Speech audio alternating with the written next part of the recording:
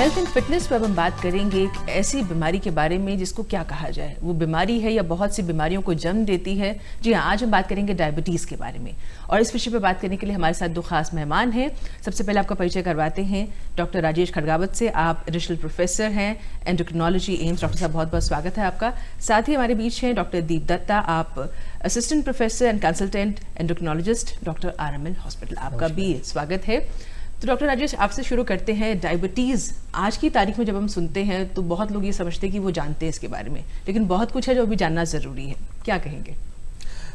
अगर हम डायबिटीज़ की बात करें तो मुख्य तौर से दो प्रकार की होती है, टाइप 1 और टाइप 2 डायबिटीज़। टाइप 1 डायबिटीज़ एक अलग प्रकार की डायबिटीज़ है जिसमें शरीर में इंसुलिन बनना बंद हो जाता है और अधिकतर ये बच्चों में देखी जाती है। अगर हम आम आदमी के हिसाब से डायबिटीज़ की बात करते हैं तो वो टाइप 2 डायबिटीज़ है। टाइप 2 डायबिटीज़ ऐसी बीमारी है जिसमें शरीर में ज़्यादा फैट इकट्ठी होती है, इंसुलिन रेजिस्टेंस बढ़ता है, इंसुलिन काम करना कम कर देता है, उसकी वजह से ब्लड शुगर बढ़ जाती है। तो ये एक लाइफस्टाइल डिजीज़ मानी जाती है। इसका मतलब ये है कि ये उन लोगों को होने का खतरा ज़्यादा है जिनका चलना फिरना कम है और जिनके खाने में फ़ैट की मात्रा ज़्यादा है। उन लोगों को ये होने का रिस्क बहुत ज़्यादा रहता है। जी डॉक्टर दत्ता, जैसे कि बात हो रही है लाइफस्टाइल को लेकर, इसमें ज़्यादा मॉडिफिकेशन की ज़रूरत रहती है, तो अब डायबिटीज़ किसी को हो गया है या कुछ संभावना लग रही है तो उसके सिम्टम्स क्या रहते हैं? इसके सबसे प्रमुख बात यह है कि सिम्टम्स आमतौर पे नहीं होते हैं। अच्छा। जब तक सिम्टम्स आती है ब्लड शुगर बहुत आगे तक बढ़ चुका होता है जी। तो जब तक 400-500 तक शुगर होती है तभी उनको बहुत प्यास लगती है, बार बार पेशाब जाना पड़ता है। जो आउटसाइड टॉयलेट यूज़ करते हैं, यूरिन में चींटी लगना एक कॉमन साइन होता है ये। तो हमारा टारगेट होना चाहिए कि उतने तक बढ़ने ही ना दे बीमारी को और पहले ही डिटेक्ट कर ले। तो बढ़ने ना दे, इसके लिए फिर कैसे आप इसके लिए वही है कि प्रिवेंशन के लिए बेस्ट है हेल्दी लाइफस्टाइल और फिजिकल एक्टिविटी। कम से कम 45 minutes of brisk physical activity. जो जॉगिंग करे तो जॉगिंग, नहीं तो वॉक के लिए जाए आप। ओके। और कितना डॉक्टर राजेश इसको रखना चाहिए? फिजिकल एक्टिविटी जब हम कहते हैं 24 आवर्स की अगर बात की जाए तो उस साइकिल में कितना ड्यूरेशन रखना चाहिए? आमतौर पे ये कहते हैं कि अगर जैसे डॉक्टर दीप ने कहा 45 मिनट सुबह, 45 मिनट शाम को अगर आप चल लेते हैं, अगर आपकी उम्र कम है, 40 से कम है, आपको ब्लड प्रेशर नहीं है, हार्ट की तकलीफ नहीं है, तो हम सलाह देंगे कि आप थोड़ा तेज़ चलें जिससे आपको पसीना आ जाए। अगर आपको हार्ट की प्रॉब्लम है तो आप अपने हार्ट के डॉक्टर से सलाह के बाद चलना शुरू कर सकते हैं। बट 150 मिनट अगर पूरे हफ्ते में अगर आप चल लेते हैं तो उसके लिए मानते हैं कि एक हेल्थी लाइफस्टाइल का पार्ट है और ये चलना बहुत ज़रूरी है। कि अगर उन मरीजों के लिए भी जिनको डायबिटीज़ हो गई है, बिना फिजिकल एक्टिविटी के या बिना चले हुए हम किसी भी हालत में शुगर कंट्रोल नहीं कर सकते। जी, ये तो बात की बात है कि डॉक्टर दत्ता, जिससे हम कह रहे हैं कि डायबिटीज़ होती क्यों है, मतलब आपने बताया कि फिजिकल एक्टिविटी ज़रूरी है, फूड हैबिट्स कंट्रोल में रहने चाहिए, लेकिन उसमें भी हमने देखा है कि हर किसी को नहीं होती है तब भी। तो कैसे इसको हम पहचानें कि किसको हो सकती है या व्यक्ति खुद कैसे इसको ध्यान में रख के चले? इसमें ज़रूरी है कि अगर घर में किसी एक को डायबिटीज़ है तो घर में बाकी सभी को होने का रिस्क ज़्यादा होता है बाकी आम पॉपुलेशन से। जी। क्योंकि जैसे हम डिस्कस कर रहे थे कि एक ही किचन शेयर करते हैं तो same food habits is shared. So food has a major role और फिजिकल एक्टिविटी जो डिस्कस किया हमने वो मेजर रोल है। साथ में अडेप्शन ऑफ जो वेस्टर्न पाश्चात्य फूड हैबिट्स है उसका भी स्ट्रॉन्ग कंट्रीब्यूशन है। फूड हैबिट्स की हम जैसे अब बात कर रहे हैं तो उसमें तो बच्चों में ये चीज़ सबसे कॉमन है। आप देखते हैं कि मतलब वो फास्ट फूड को लेके बहुत ज़्यादा एक मतलब आप मना भी करते हैं तो अब इतना रूटीन में आ चुका है कि अवॉइड करना मुश्किल है। तो ऐसे में हम कैसे रोक सकते हैं? बिल्कुल, जो इस तरह की चीज़ें हैं वो सारी बहुत स्वाद होती हैं और बच्चों के बीच बहुत लोकप्रिय हैं, तो बच्चे बहुत चाव से उनको खाते हैं। वो खा सकते हैं, उसमें प्रॉब्लम नहीं है, लेकिन हम बच्चों से फिजिकल एक्टिविटी उतनी करवा सकते हैं। उनको हम कह सकते हैं कि आप ऐसे गेम खेलिए जिसमें भाग दौड़ ज़्यादा हो, जिनमें मेहनत ज़्यादा हो, जैसे फुटबॉल है, क्रिकेट है, भाग दौड़ है, तो वो गेम ज़्यादा खेलें। बैठ के कंप्यूटर नहीं देखें, कंप्यूटर पे नहीं काम करें, बैठ के वीडियो गेम्स नहीं खेलें, टीवी नहीं खेलें। इसकी जगह अगर वो बाहर आउटडोर गेम्स खेल रहे हैं जिनमें भागदौड़ ज़्यादा है, तो अगर वो ज़्यादा खा भी रहे हैं, तली हुई चीज़ ज़्यादा भी खा रहे हैं, तो भी वो एनर्जी वहाँ यूटिलाइज हो सकती है और शरीर में फैट का इकट्ठा होना कम हो सकता है, जो कि एक मुख्य कारण है डायबिटीज़ होने के लिए। जी, तो गुड इवनिंग इंडिया में आज हम हेल्थ एंड फिटनेस में बात कर रहे हैं डायबिटीज़ के बारे में और दो खास मेहमान हमारे साथ हैं, डॉक्टर राजेश और डॉक्टर दीप। आप कोई सवाल पूछना चाहते हैं, कोई डायबिटीज़ के बारे में जानकारी चाहते हैं तो आप हमें कॉल कर सकते हैं। हमारा नंबर आप देख सकते हैं स्क्रीन पर 23097532। अगर आप दिल्ली से बाहर से कॉल कर रहे हैं तो 011 ज़रूर लगाएगा। तो डॉक्टर दत्ता, जैसे कि हम बात करें लाइफस्टाइल पे ही पूरा फोकस रहता है इसमें। अब अगर किसी व्यक्ति को ये मालूम हो चुका है कि उससे डायबिटीज़ हो गया है तो उसमें लेवल्स की जैसे डॉक्टर राजेश ने अभी बात की, तो फिर उसके बाद क्या प्रिकॉशन ज़रूरी हो जाती है कि वो बढ़े नहीं, कंट्रोल में रहे? किसी को डायबिटीज़ हो गई है, सबसे पहले तो डाइट कंट्रोल, दूसरा फिजिकल एक्टिविटी हो गया, तीसरा कि टाइमली जो आपको डॉक्टर ने दवाई प्रेस्क्राइब किया उसको टाइमली लिया जाए। अच्छा जी। क्योंकि हमें ज़रूरी है कि शुगर अगर हम कंट्रोल में रखेंगे, ब्लड ग्लूकोज लेवल, तो हम वो कॉम्प्लिकेशंस प्रिवेंट कर सकते हैं। डाइट कंट्रोल थोड़ा सा अगर आप एलैबोरेट करें कि एग्जैक्टली क्या है, उसमें क्या क्या चीज़ों का ख्याल रखें, किन किन चीज़ों को अपनी डाइट में इनकॉर्पोरेट करें? डाइट में एक तो जैसे रिफाइंड शुगर जिसे कहते हैं उसका प्रयोग कम होना चाहिए। जैसे ये प्रोसेस्ड फूड जो होता है उसका यूज़ कम होना चाहिए, मैदे का यूज़ कम, होल ग्रेन्स आटे का यूज़, आप रिफाइंड पॉलिश राइस ना यूज़ करें, ओके, छिलके वाले दाल का प्रयोग करें, सब्जियों का यूज़ ज़्यादा, रेड मीट, चिकनाई, ऑयल का प्रयोग कम, तो इस पे ध्यान देना है। बहुत बढ़िया। लेकिन इसमें डॉक्टर साहब जैसे कि हम बात कर रहे हैं कि फूड हैबिट्स की बार बार जिक्र आ रहा है कि अपनी डाइट कंट्रोल करें और ज़्यादा मतलब हैवी फूड ना लें, ऑयली ना लें, लेकिन बहुत बार हमने ये भी सुना है कि जो ज़्यादा मीठा खाते हैं उनको शुगर होने के ज़्यादा चांसेस होते हैं। कितना सही? नहीं, यह सही नहीं है कि जो ज़्यादा मीठा खाते हैं उनको शुगर होगी ही, ऐसा नहीं है। अगर उनको उनकी फिजिकल एक्टिविटी कम है या उनको फैमिली में डायबिटीज़ है तो उनको होने का रिस्क ज़्यादा रहता है, लेकिन डायबिटीज़ होने के बाद हम मीठा एकदम बंद कर देते हैं। जी, तो ये क्या रिलेशन है? पहले मानते हैं कि ज़रूरी नहीं है, लेकिन बाद में कंट्रोल करना है। माना ये जाता है कोई भी, अगर आप देखें चीनी के अलावा जो भी मीठा है सब में तेल है। कोई भी मिठाई ऐसी नहीं है जिसमें फैट बिल्कुल नहीं हो। तो अगर आप मीठा ज्यादा खाते हैं इसका मतलब आप फैट भी ज्यादा खा रहे हैं, और अगर आप ज्यादा फैट खा रहे हैं तो आपको डायबिटीज होने का खतरा ज्यादा रहता है। तो ज्यादा खतरा मीठे से होने की बजाय ज्यादा खतरा जो एक्स्ट्रा फैट जा रही है उससे ज्यादा खतरा है डायबिटीज होने का। और बिल्कुल अगर आप बहुत ज्यादा मीठा खा रहे हैं और फिजिकल एक्टिविटी नहीं कर रहे हैं तो डेफिनेटली आपको डायबिटीज होने का खतरा बहुत ज्यादा है। जी, अलार्मिंग साइन हम किसको माने कि जब हमें लगता है कि ये लेवल जो है इतना तक तो ठीक है, इससे ज्यादा होने पे प्रॉब्लम हो सकता है? लेवल देखिए, आज के दिन में 100 के नीचे फास्टिंग इज नॉर्मल, और खाने के 2 घंटे बाद 140 के नीचे होना चाहिए।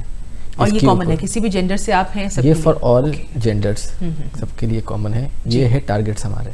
ओके जी। ये कहाँ का इफेक्ट करता है अगर देखें मोटे तौर पे? तो ये सर से लेके पाँव तक हर एक ऑर्गन को, ग्रंथ को इफेक्ट करता है। डायबिटीज सबसे प्रमुख कारण है अंधापन का, गुर्दे फेलियर का, डायलिसिस का सबसे प्रमुख कारण है, पैर में घाव होने का, पैर कट जाने का। तो हार्ट अटैक का जो रेट बढ़ रहा है हमारे देश में उसका प्रमुख कारण डायबिटीज़ है। जी, पैर में घाव जो आपने कहा, इसका आशय? डायबिटीज़ से होते हैं कि हमारे पैर के नस सुन्न हो जाते हैं। अच्छा। तो हमें सेंस नहीं रहता कि हमें जो चोट लग रही है, प्रेशर लग रहा है, तो हम उसी पे एक्स्ट्रा लोड देते हैं तो उससे अल्सर हो जाता है, घाव हो जाता है, फिर वो ठीक नहीं होते। जी डॉक्टर साहब, जैसे अभी बात चली कि मतलब उसमें हम स्ट्रेस की अगर बात करें यहाँ पर थोड़ा सा अब, तो वो कहाँ तक मैटर करता है डायबिटिक अगर कोई है तो? बिल्कुल, जो दैनिक तनाव है या स्ट्रेस है वो एक बहुत बड़ा कारण है जैसे शुगर कंट्रोल करने में मुश्किल होती है। हम ये नहीं कह सकते कि तनाव की वजह से डायबिटीज हो गई है।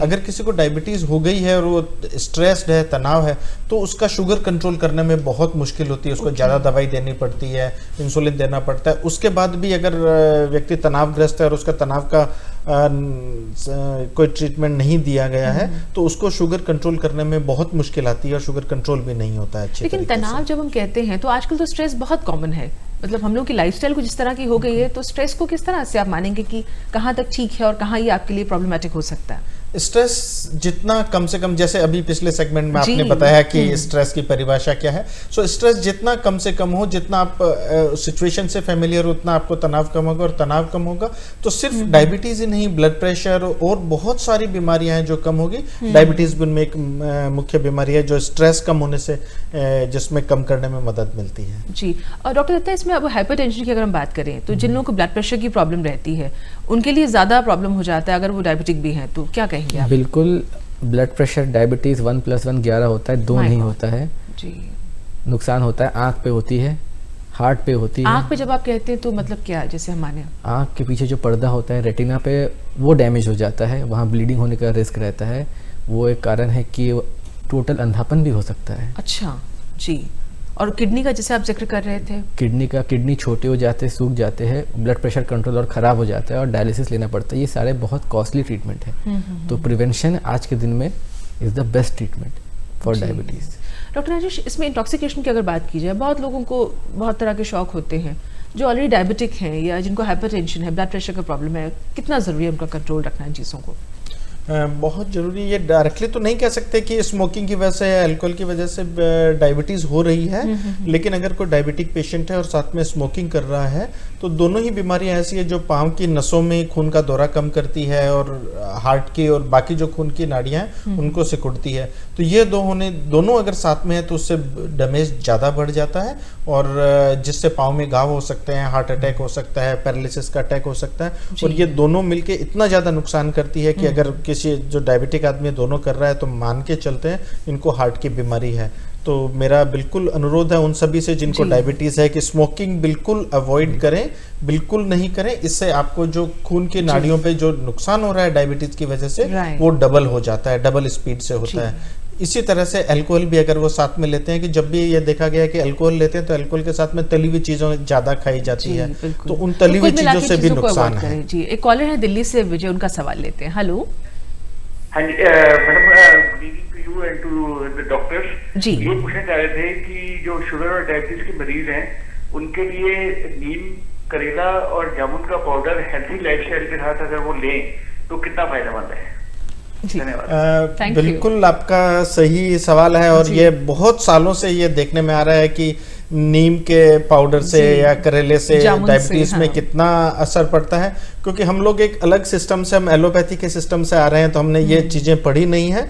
लेकिन ये देखने में आया कि अभी तक ऐसा कोई प्रूवन लिटरेचर नहीं है जिसके आधार पे हम ये कह सके इन सब चीज़ों से फ़ायदा होता है। हालांकि होता होगा फ़ायदा, लेकिन हमने हमारे सिस्टम ने नहीं पढ़ा है, हमने सिर्फ एलोपैथी पढ़ा है, तो उसमें हमारे हिसाब से इनसे कोई ज़्यादा फ़ायदा नहीं होता है। जी डॉक्टर, इंटॉक्सिकेशन की बात हुई थी अभी डॉक्टर राजेश से, तो उसमें अगर कैफीन की बात करें, टी एंड कॉफ़ी की बहुत लोगों को आदत होती है, वो कहाँ तक कितना ठीक है? बिना चीनी के भी बहुत लोग चाय लेते हैं, बहुत ज़्यादा बिना चीनी के लेते हैं, दैट इज़ डेफिनेटली बेटर चीनी के साथ लेने से। लेकिन जैसे कैफीन से होता है स्ट्रेस लेवल बढ़ता है, आपका बॉडी में एक सिस्टम होता है वो हार्ट रेट बढ़ाता है, तो उसका इनडायरेक्ट इफेक्ट पड़ सकता है बहुत ज़्यादा कंजम्पशन से जी, ब्लड प्रेशर कंट्रोल पे भी और शुगर पे भी। तो कितना लेना इज ओके? आई मीन अगर पूरे दिन की बात की जाए, ये तो डेफिनेट कट ऑफ बोलना तो मुश्किल है। ऑन एन एवरेज अगर देखिए तो कितने कप इज ओके? अगर 2 कप ले लें दिन में तो आप तो बहुत मॉडरेट कह रहे हैं, लेकिन बहुत लोगों को ज़्यादा की जैसे आदत होती है, 3 to 4 cups is still okay. I guess जो उनका रूटीन लाइफस्टाइल है, सडन इंक्रीज और नहीं करना चाहिए। जी बिल्कुल। लेकिन फिजिकल एक्टिविटी की बहुत बात कर रहे हैं बार बार, हम लोग की लाइफस्टाइल फिर वही बात है कि ऐसी है कि 45 मिनट्स हम सोचे कि मॉर्निंग में या इवनिंग में अफोर्ड कर पाएंगे, तो वो फिजिबल लगता नहीं है। तो क्या आप कहेंगे कि क्या कुछ और किया जा सकता है? इसके लिए जो बाकी तरीके बताते हैं कि अगर आप रेगुलर फिजिकल एक्टिविटी नहीं कर सकते हैं तो छोटी छोटी चीज़ें ऐसे कर सकते हैं जिससे आपकी फिजिकल एक्टिविटी बढ़े। जैसे जो दिल्ली में रह रहे हैं वो मेट्रो का यूज़ करते हैं, तो आप जैसे अगर आप मेट्रो से घर जा रहे हैं तो एक स्टेशन पहले उतर जाएं और एक स्टेशन से अपने घर तक आप पैदल चल के जाएं। ऐसे ही आप मॉर्निंग में कर सकते हैं। दिन में अगर आप लिफ्ट का यूज़ कर रहे हैं तो लिफ्ट का यूज़ कम करें, आप चलना बढ़ा सकते हैं। लंच टाइम में जब भी आप लंच जल्दी से करके आप आधा घंटा अपने पूरे ऑफिस का या आपके हॉस्पिटल का, इंस्टीट्यूशन में एक चक्कर काट सकते हैं। घर के पास में शॉपिंग करने जाना है, अधिकतर लोग व्हीकल का यूज़ करते हैं, उसको अवॉइड कर सकते हैं उस वक्त। तो ऐसी छोटी छोटी एक्टिविटी मिला के भी हम कुल मिला के फिजिकल एक्टिविटी बढ़ा सकते हैं। और फिजिकल एक्टिविटी या जो शारीरिक परिश्रम है इसका कोई दूसरा तोड़ नहीं है। अगर ये करना है तो करना ही है, इसके बिना हम कंट्रोल नहीं कर सकते। और इसके और भी वैसे भी बहुत सारे फायदे हैं, ना सिर्फ डायबिटीज में, अदरवाइज भी बहुत सभी बीमारियों में। मेंटल हेल्थ पे, हाँ जी मेंटल हेल्थ पे बिल्कुल। एक कॉलर हमारे साथ है, उनका सवाल लेते हैं। हेलो हेलो जी मैम, स्वागत है, पूछेगा सवाल। मैम मेरे मतलब ऐसी मैं शुगर की पेशेंट हूँ जी, 3 साल हो गए मुझे जी। तो मेरा कभी बढ़ जाता है कभी कम हो जाता है। इस समय मेरे एलर्जी सी भी हो रही है, हाथ पैरों में खारी भी हो रही, बाल भी सारे गिर रहे हैं जी। हाँ। तो शुगर, ऐसे इन्होंने जिक्र किया कि शुगर इनका फ्लक्चुएट करता है, कभी बढ़ जाता है कभी घट जाता है। तो ये तो हमें उनको पर्सनली एक डॉक्टर से मिलकर डिस्कस करना पड़ेगा, शुगर की चार्टिंग देखनी पड़ेगी, क्या कारण है, क्या हम खाना अचानक ज़्यादा खा रहे हैं इसलिए बढ़ जा रहा है, या दवाई ठीक टाइम पे नहीं ले रही, या डोजिंग कम या ज़्यादा हो रहा है इसलिए गिर जा रहा है जी। तो इसके लिए एक डिटेल्ड पर्सनलाइज्ड केयर की ज़रूरत है। आई थिंक इस माध्यम से सॉल्यूशन अपने देना नजदीक चिकित्सक से बात करके एक बार उनको, जिनको भी वो दिखाते हैं डायबिटीज के लिए, उनको दिखा लें। प्लस हो सकता है कि साथ में और कोई बीमारी हो, थायराइड की या कुछ हो जिसमें बाल गिरना कॉमन है, तो उसके लिए हमें अलग से जांच करके देखनी पड़ेगी। तो अपने चिकित्सक से सलाह करें, यहाँ पे सलाह देना मुश्किल हो। जी, तो पर्सन टू पर्सन वेरी भी कर सकता है। लेकिन अब जिस व्यक्ति को मालूम हो गया है कि उसको अब शुगर लेवल उसका हाई है, उसको डायबिटीज हो गया है, तो कितने इंटरवल पे उसको चेकअप के लिए जाना चाहिए? ये निर्भर करता है कि आपका जैसे डायबिटीज लाइफस्टाइल पे, डाइट एक्सरसाइज से ही कंट्रोल है, या आप गोलियां ले रहे हैं या आप इंसुलिन ले रहे हैं। अगर आप वो इंसुलिन ले रहे हैं तो हम उन्हें कहते हैं कि बहुत फ्रिक्वेंटली चेक करें। हो सकता है सप्ताह में 2-3 बार या ज़्यादा उसे चेक करें, या दिन में 1 बार चेक करें। वो निर्भर करता है कि आपके ब्लड शुगर में फ्लक्चुएशन कितना है जी। और अगर जो गोली ले रहे हैं उनमें इतना बार बार चेक करने की जरूरत नहीं होती है। जो टैबलेट से जिनकी शुगर कंट्रोल चल रही है, वो 10 दिन में 15 दिन में 1 बार खाली पेट की शुगर चेक करके या देख सकते हैं कि उसका लेवल कितना है, और उस पर निर्भर करता है। अगर किसी का 400 चल रहा है, गोली ले रहा है, तो हो सकता है उसे बार बार करने की जरूरत है। और उसका शुगर गोली लेने से एकदम अच्छी तरह से कंट्रोल चल रहा है, तो 15 दिन में 1 बार भी सफिशिएंट है जी। लेकिन डॉक्टर, इतना हमने बार बार जिक्र किया कि जैसे डॉक्टर साहब कह रहे थे कि मेट्रो से अगर एक स्टेशन पहले उतर जाएं, और अगर मार्केट जाना है तो पैदल जाएं। महिलाएं जो है उनका, बहुत सी महिलाएं ऐसी हैं जो बहुत ज़्यादा बाहर उनका आना जाना हो नहीं पाता है, वो ऐसे में क्या करें फिजिकल एक्टिविटी के लिहाज से? अगर देखें वो उनका, जैसे अगर वो हाउस मेकर है वो, तो बच्चों को छोड़ने जाना, अगर बस स्टॉप तक जाना तो उनके साथ अकम्पनी करना। तो बच्चे को अगर ट्यूशन में ले जा रहे, क्लासेस में जा रहे, रिक्शा ना करके चल के जाना जी। तो छोटी छोटी चीज़ों में, अगर छत पे जा रहे हो तो स्टेयर्स का यूज़ करना, अगर आपके कॉम्प्लेक्स में लिफ्ट है, लिफ्ट को अवॉइड करना। बिल्कुल, तो मतलब इससे कोई रेस्पाइट नहीं है, इन एनी केस आपको फिजिकल एक्टिविटी तो करना ही होगा जी। लेकिन अब पेरेंट्स की बात चली और महिलाओं का जिक्र आया, तो ये हेरिडिटरी या जेनेटिक भी होता है? जेनेटिक नहीं मान सकते, लेकिन अगर घर में एक फैमिली मेंबर को है तो बाकी फैमिली मेंबर को होने का ज़्यादा रिस्क रहता है, हेरिडिटरी इसको मान सकते हैं। और उससे ज़्यादा कॉमन कारण जो है वो ये है कि घर में अगर एक फैमिली मेंबर को है तो किचन आपका कॉमन है, आपके घूमने फिरने की, फिजिकल एक्टिविटी की आदत बहुत ज़्यादा एक दूसरे से मिलती जुलती है। ये ज़्यादा तरीके हैं जो आपके डायबिटीज़ होने के खतरे को निर्धारित करते हैं। इसलिए ज़रूरी है कि किचन में आपके जो टोटल फैट का इंटेक है वो कम किया जाए। हम अधिकतर डायबिटीज़ के पेशेंट को कहते हैं कि जब भी पता चल जाता है डायबिटीज़, तो आपके महीने में जितना आपको तेल लगता है, जैसे किसी घर में किचन में महीने का 5 लीटर तेल लगता है, तो उन्हें कहता है कि आप आधे में काम चला लीजिए, आपकी शुगर कंट्रोल आ जाएगी। और हमने देखा है कि उन्होंने जैसे ही अपना तेल का खर्चा आधा किया है महीने का, शुगर पे काफी फर्क पड़ता है। अच्छा जी, तो ऑयल का भी इससे डायरेक्ट कनेक्शन मान सकते हैं? बिल्कुल, ऑयल्स का ही ज्यादा कनेक्शन है इससे। तो इसमें देशी घी जैसे बहुत है, दोनों बराबर है, देशी घी हो, ऑयल हो, ओलिव ऑयल हो, किसी भी तरह का ऑयल हो, वो ऑयल में सभी आते हैं, फैट या वसा जिसको हम कहते हैं, उसमें ये सभी आते हैं। तो इन सभी का कुल मिला के जो टोटल अमाउंट है, अगर डायबिटीज हो गई है तो उसके अमाउंट को आधा करने से काफी मदद मिलती है शुगर बहुत सुंदर जी। एक कॉलर है, उनका सवाल लेते हैं। हेलो जी, सब आप पूछिएगा सवाल। आपकी आप कहाँ से बोल रहे हैं? अपने जो टीवी सेट का वॉल्यूम थोड़ा सा प्लीज कम कर लीजिएगा जी, प्रश्न पूछिएगा।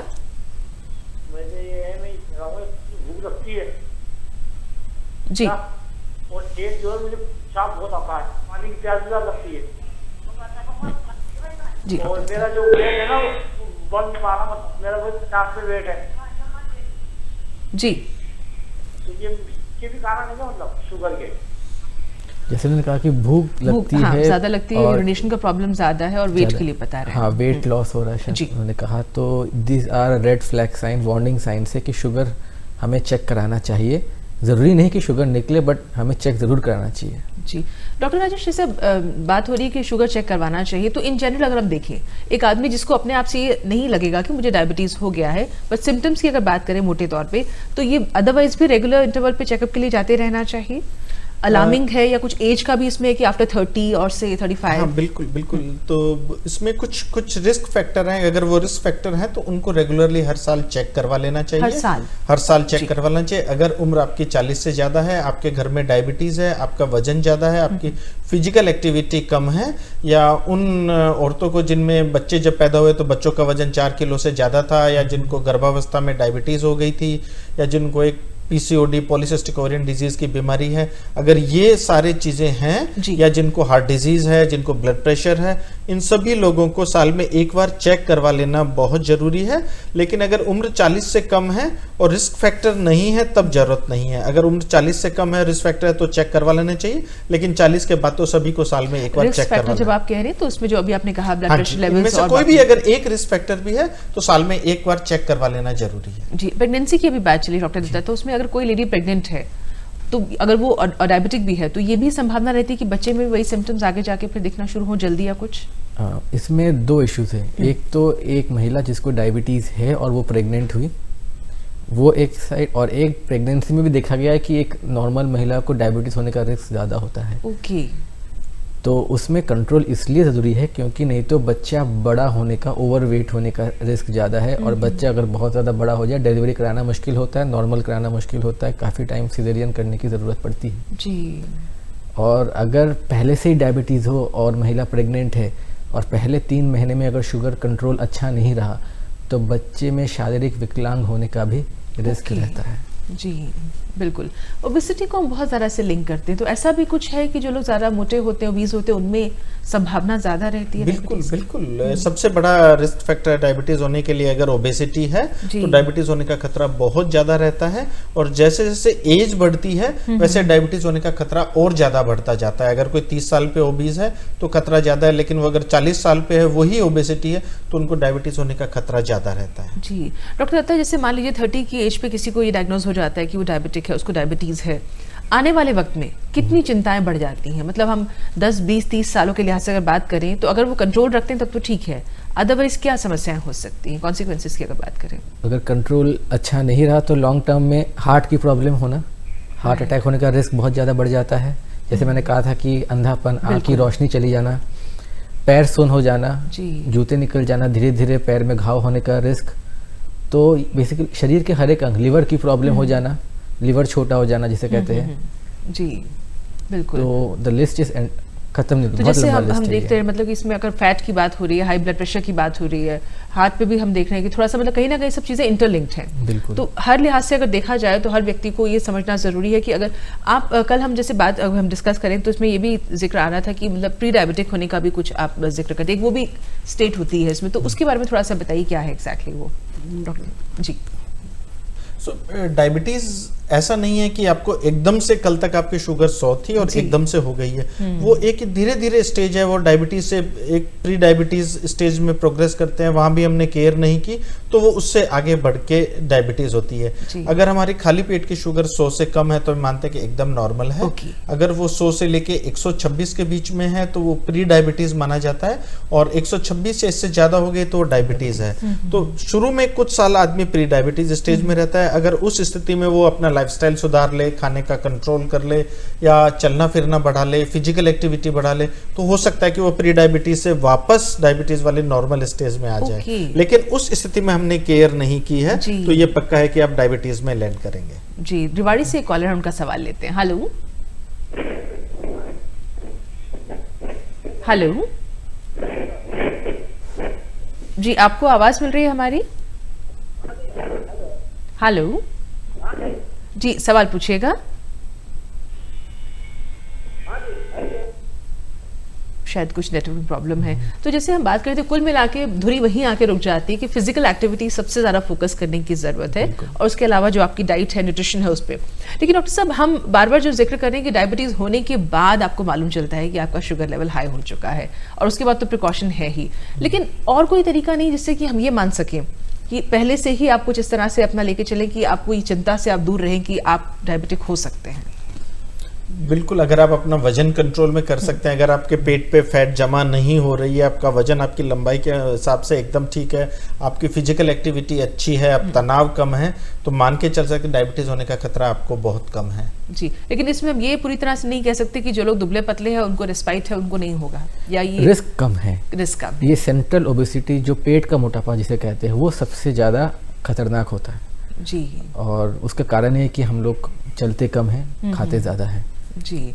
तो इसमें ये भी है, जैसे मान लीजिए बहुत लोग फिजिकल एक्टिविटी कर ही नहीं पाते, उनका स्केड्यूल कुछ इस तरह का रहता है, तो सिर्फ फूड कंट्रोल से भी कुछ इसमें फायदा हो सकता है? बहुत संभव नहीं है। अच्छा। कि आप कितना भी खाएं, ऐसा नहीं हो सकता कि आप बहुत कम खा रहे हैं। जितना भी आप खाना खाएंगे, अगर आपकी फिजिकल एक्टिविटी कम है तो आपकी रिक्वायरमेंट कम हो जाएगी। बाकी सब लोगों से अमूमन 1600 कैलोरी चाहिए होता है। अगर आपकी फिजिकल एक्टिविटी अच्छी नहीं है तो आपका रेस्ट्रिक्शन होकर 1200 कैलोरी ही जरूरत पड़ेगी। लेकिन सिर्फ 1200 कैलोरी पे खाना रेस्ट्रिक्ट करना बहुत मुश्किल है, क्योंकि 1 साल का बच्चा जो खाना खाता है उसको 1000 कैलोरी डेली चाहिए होती है। तो आप पूरे दिन भर में 1200 कैलोरी पे लिमिट नहीं रह सकते, अदरवाइज पूरे दिन आपको भूख महसूस होगी और आपका कैलोरीज बढ़ जाएगी। तो ये संभव नहीं है कि फिजिकल एक्टिविटी बिना किए हुए आप अपने डायबिटीज होने के खतरे को कम कर सके। आपको फिजिकल एक्टिविटी जरूर करनी पड़ेगी, चलना फिरना पड़ेगा। हो सकता है आप घर के अंदर करें, घर के बाहर करें, डांस करें, जॉगिंग करें, वॉकिंग करें, या घर का काम भी अगर आप कर रहे हैं और उसमें भी जैसे बागवानी का काम कर रहे हैं या सफाई का काम कर रहे हैं, कपड़े धो रहे हैं, वो भी एक बहुत हार्ड लेबर है। अगर आप वो भी करते हैं तो डायबिटीज होने का खतरा कम रहता है। जी, तो मतलब कुल मिला के बहुत लोग सोचते हैं कि ऑयल कम खा रहे हैं और फैटी फूड बंद कर दिया तो अब रिलैक्स, वो नहीं है। आपको फिजिकल एक्टिविटी तो नहीं केस करना ही है। हमें सोचना है कि हमने अगर हाफ एन आवर भी, आधा घंटा भी लगाया तो हमारे बाकी चीज की प्रोडक्टिविटी बढ़ जाती है। राइट। तो एक्चुअली हम टाइम गेन कर रहे हैं इंस्टेड ऑफ लूजिंग टाइम। जी बिल्कुल। लेकिन हम जैसे हैबिट्स की बात कर रहे थे, अगर पूरे रूटीन की बात कीजिए 24 घंटे के, तो एक जो व्यक्ति डायबिटिक है डॉक्टर साहब ऑलरेडी, उसको अपने दिन की शुरुआत कैसे करनी चाहिए? किन किन चीज़ों का ख्याल रखना है? कि जैसे बहुत जगह कहा जाता है कि पानी का इंटेक ज़्यादा हो जाना चाहिए या फ्रूट्स ब्रेकफास्ट में लेना चाहिए, कुछ अगर आप डाइट के लिहाज से बताना चाहें। डाइट के लिए से यह जरूरी है कि आप पूरे दिन पर जो भी खाना खाएं उसमें फैट, ऑयल या घी इसका कम से कम इस्तेमाल हो, और रिफाइंड शुगर जैसे चीनी है, इन चीज़ों का इस्तेमाल नहीं हो। मेन यही है। उसके अलावा अगर आप घी तेल का कम इस्तेमाल करेंगे और फ्रूट्स ज़्यादा लेंगे, मोटा अनाज ज़्यादा लेंगे, तो डेफिनेटली उससे शुगर कंट्रोल में मदद मिलेगी। जैसे अगर कोई ब्रेकफास्ट कर रहे हैं तो पराठा नहीं लें, पराठे की जगह आप चपाती ले लें, या आप जो भी नाश्ते में जो भी बना रहे हैं उसमें तेल का कम इस्तेमाल हो। दिन में सब 8-9 बजे आपने नाश्ता किया, 10-11 बजे अगर कोई फल अवेलेबल है तो आप फल ले सकते हैं, नहीं तो सलाद ले सकते हैं, खाने से पहले सलाद ले सकते हैं। कितने इंटरवल पे खाना खाना इज ओके? अमूमन हर 3-4 घंटे से 5 घंटे से अगर आप कुछ खा रहे हैं, थोड़ा थोड़ा करके खा रहे हैं, वही खाना जो आप पूरे दिन भर में 2 बार या 3 बार खा रहे थे उसको हम डिवाइड कर करके बार बार करते हैं, तो ये माना जाता है कि डायबिटीज में, ब्लड शुगर कंट्रोल में ज्यादा फायदा करते हैं। एक बार से एकदम से ज्यादा खाने से शुगर ज्यादा बढ़ती है। डॉक्टर दत्ता, आप कुछ टिप्स देना चाहेंगे चलते चलते? और एक चीज़ है कि जैसे इंडियन हमारा जो डाइट होता है कि हम डिनर बहुत हैवी करते हैं, घर सब एक साथ बैठ के खाते हैं, ब्रेकफास्ट तो टाइम मिला खाया तो नहीं खाया, और लंच इंटरमीडिएट होना उल्टा चाहिए। ब्रेकफास्ट सबसे हैवी होना चाहिए, लंच बीच का, और डिनर तो हल्का फुल्का, क्योंकि हम जो सुबह खा के निकलेंगे वो पच जाएगा, फिजिकल एक्टिविटी में खर्चा हो जाएगा। रात में हैवी खा के सोएंगे, बिल्कुल सब कुछ शरीर में जम जाएगा, वही एक मोटापा का भी कारण होता है। बहुत बढ़िया, बहुत बहुत शुक्रिया आप दोनों का, डॉक्टर राजेश, डॉक्टर दीप दत्ता, आप लोगों ने इतनी अच्छी जानकारी दी। तो कुल मिला के यही कहेंगे कि अपनी सेहत का ख्याल रखना हमारे अपने हाथ में है। जैसे डॉक्टर साहब ने कहा कि फिजिकल एक्टिविटी बढ़ाइए और खाने में थोड़ा सा कंट्रोल कीजिए। उम्मीद करते हैं कि अपनी सेहत का आप रखेंगे अच्छे से ख्याल। बहुत बहुत शुक्रिया कार्यक्रम देखने के लिए। नमस्कार।